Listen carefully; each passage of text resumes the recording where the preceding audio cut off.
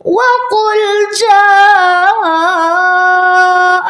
हक़ वज़हक़ल बातिल इन्नल बातिल कान ज़हूक़ा।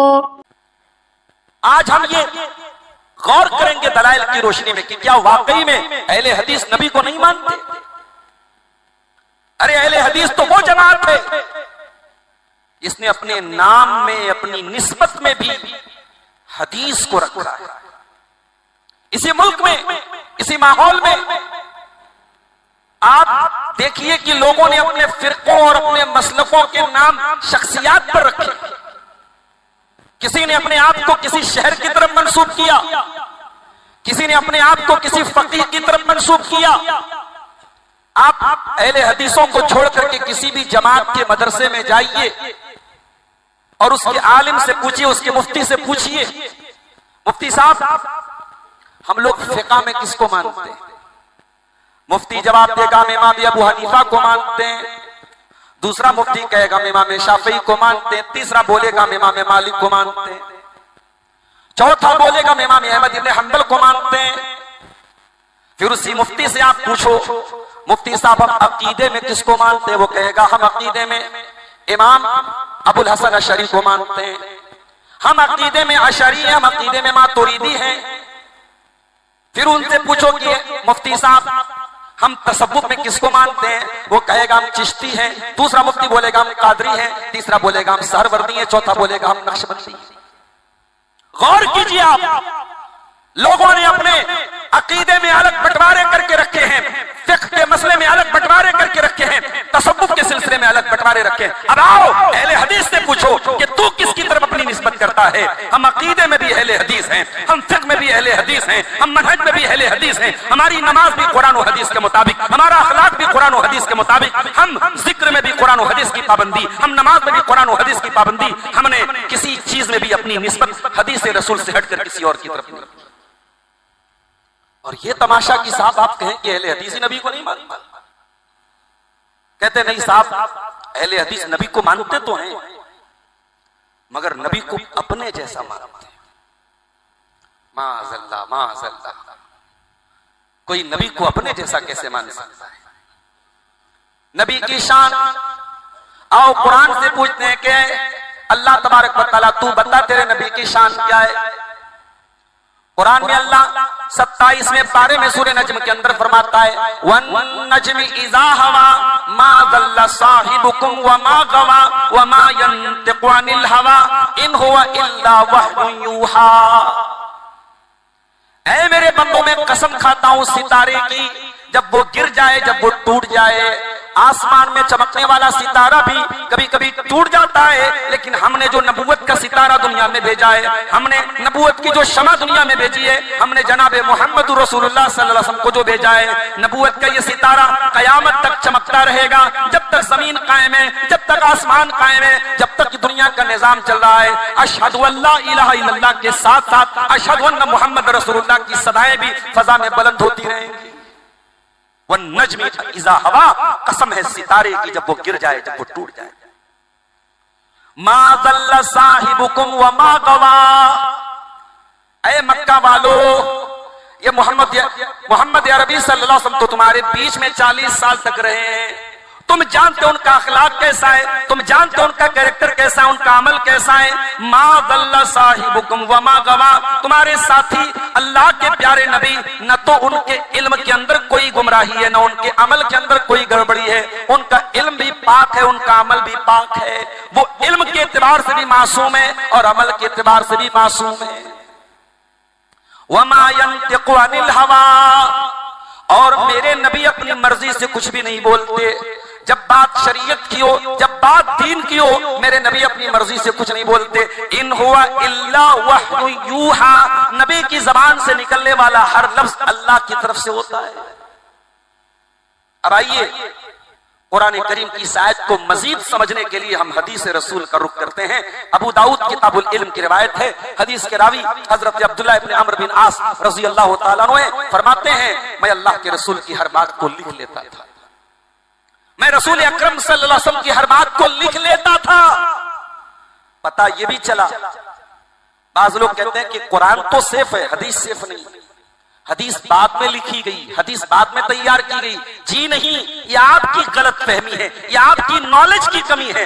हदीस नबी के दौर में ही लिखी गई, हदीस नबी के दौर में जमा की गई, हदीस नबी के दौर में याद की गई। हाँ, उसको किताबी शक्ल बाद में दिया गया, उसको कंपाइल्ड बाद में किया गया, उसको मुरत्तब बाद में किया गया, लेकिन हदीस रसूल को नबी के दौर में ही जमा कर दिया गया था।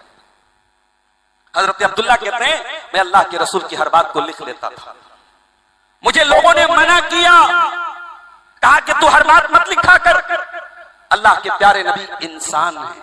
अब ये जुमला नोट कर लीजिए, मैं तकरीर में आगे बताऊंगा कि नबी को सहाबा इंसान मानते थे, कुरान इंसान मानता है, हम भी इंसान मानते हैं, और इंसान और बशर मानने में नबी की कोई तौहीन नहीं।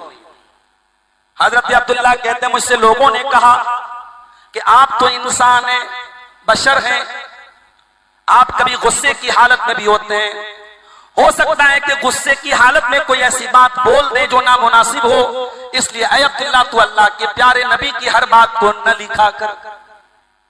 अबू दाऊद की सही रिवायत है, फअमसक्तु अनिल किताब। हजरत अब्दुल्ला कहते मैंने हदीस को लिखना बंद कर दिया। अल्लाह के प्यारे नबी को पता चला, आपको मैंने पूरी बात बताई, आपने फरमाया उक्तुब फवल्लज़ी नफ्सु मुहम्मदिन बियदिही। ऐ अब्दुल्ला मेरी हर बात को तू लिख लिया कर, उस अल्लाह की कसम जिसके हाथ में मेरी जान है।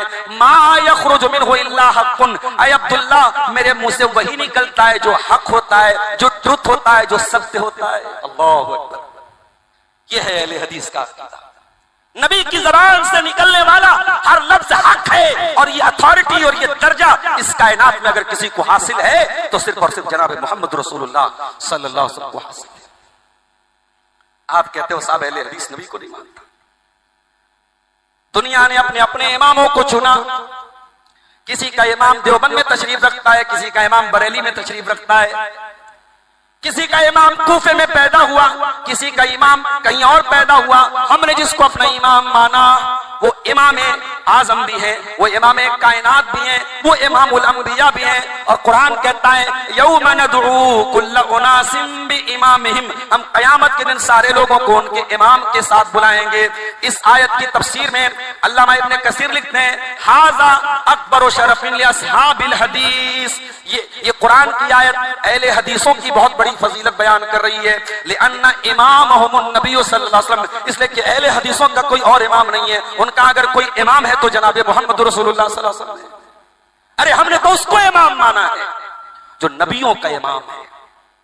अल्लाह के प्यारे नबी फरमाते हैं, बुखारी की रिवायत है कि जब मैं मेराज के सफर से वापस आया और मुझसे कुरैश के लोगों ने पूछना शुरू किया तो मैं परेशान हो गया, क्योंकि वो बैतुल मुकद्दस की एक एक डिटेल पूछने लगे। बैतुल मुकद्दस में कितनी खिड़कियां हैं, कितने दरवाजे हैं, कितने रोशनदान हैं, राइट साइड में क्या है, लेफ्ट साइड में क्या है। अब भैया अल्लाह के रसूल सल्लल्लाहु अलैहि वसल्लम चंद मिनटों के लिए या ये कह लीजिए कि चंद घंटों के लिए गए थे और आपने बैतुल मुकद्दस में इमामत कराई थी, लेकिन वहां की बिल्डिंग का तो आपने सर्वे नहीं किया था। जब आपसे ये सवाल किया गया आप परेशान हो गए। फकुरिब तो मालम उकरब मिसलहू। अल्लाह के प्यारे नबी फरमाते मैं इतना परेशान हुआ उतना परेशान कभी नहीं हुआ। क्यों परेशान हुए? क्योंकि तोहमत लग रही है कि अल्लाह के नबी सल्लल्लाहु अलैहि वसल्लम नऊजुबिल्लाह झूठ बोल रहे हैं, गलत बात बोल रहे हैं। अल्लाह के नबी फरमाते हैं अल्लाह तबारक व तआला ने मेरे सामने बैतुल मुकद्दस को रख दिया। जिस तरीके से रहीमपुरा की इस मस्जिद में प्रोग्राम चल रहा है और बाहर एलसीडी लगी है, स्क्रीन लगी है, और स्क्रीन पर वो सारा मंजर जो अंदर चल रहा है वो करीब की पूरी तस्वीर आप अपनी आंखों से देख रहे हैं, उसी तरीके से अल्लाह के प्यारे नबी फरमाते हैं कि अल्लाह तबारक व तआला ने मेरे सामने बैतुल मुकद्दस की पूरी तस्वीर रख दी। जिस एंगल से वो सवाल करते चले जाते थे वो एंगल अल्लाह ताला बैतुल मुकद्दस का मेरे सामने रखता चला जाता था और मैं उनके सवालों का जवाब देता चला जाता था। आपने फरमाया वो लोगों, जब मैं बैतुल मुकद्दस में पहुंचा मैंने वहां आदम अलैहिस्सलाम को भी देखा, मैंने वहां मूसा अलैहिस्सलाम को भी देखा, मैंने वहां ईसा अलैहिस्सलाम को भी देखा, और मैंने वहां पर अपने बाप इब्राहिम अलैहिस्सलाम को भी देखा। आपने उन नबियों का हुलिया भी बताया, उन नबियों की बॉडी के बारे में बताया कि उनका चेहरा कैसा दिखता था, उनकी सूरत कैसी थी। आपने फरमाया हजरत ईसा अलैहिस्सलाम बिल्कुल उर्वा बिन मसूद के जैसे दिख रहे थे। आपने फरमाया मैंने इब्राहिम अलैहिस्सलाम को देखा, वो सबसे ज्यादा मेरे हम शक्ल लग रहे थे, उनकी शक्ल सबसे ज्यादा मुझसे मिल रही थी। उसके बाद आप फरमाते फकत हानतिस सलाह, नमाज का टाइम हुआ, नमाज का वक्त हुआ। अब ये कौन सी नमाज थी, वल्लाहु आलम, क्योंकि मेराज का सफर तो रात में हुआ है, अल्लाह ज्यादा जानता है ये कौन सी नमाज थी। हदीस के अल्फाज हैं नमाज का वक्त हुआ, सारे अंबिया मौजूद हैं, इब्राहिम खलीलुल्लाह भी मौजूद हैं, आदम नबीउल्लाह भी मौजूद हैं, हजरत मूसा कलीमुल्लाह भी मौजूद हैं, हजरत ईसा रूहुल्लाह भी मौजूद हैं, सारे अंबिया किराम मौजूद हैं। लेकिन जब नमाज का टाइम आया फअममतुहुम, तो मैंने नबियों की इमामत करवाई। अहले हदीस ने अपना इमाम चुना है तो उस जात गिरामी को चुना है जिस जात ने नबियों की इमामत कराई है। इसलिए दिमागों से ये गलत फहमी निकाल दो कि अहले हदीस नबी को नहीं मानता। अरे हम तो नबी के बारे में यकीदा रखते हैं कि ना आप जैसा दुनिया में कोई था, ना आपके जैसा दुनिया में कोई आएगा।